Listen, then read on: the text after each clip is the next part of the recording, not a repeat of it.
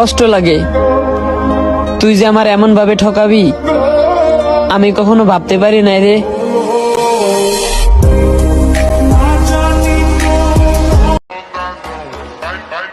নিজের পিক স্টোরিতে দিবা, আবার মুখের মধ্যে ইমোজিও দিবা।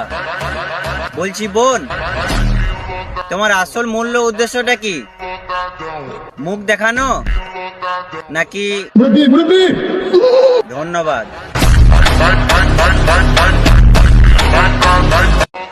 তুমি আমার রূপকথার রাজপুত্র হবা? হ্যাঁ, আর তুমি হবা আমার রূপকথার রাজকন্যা।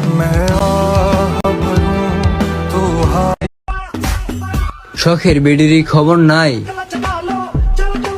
আরেক বিডি আইসা জিজ্ঞেস করে গরম লাগেনি।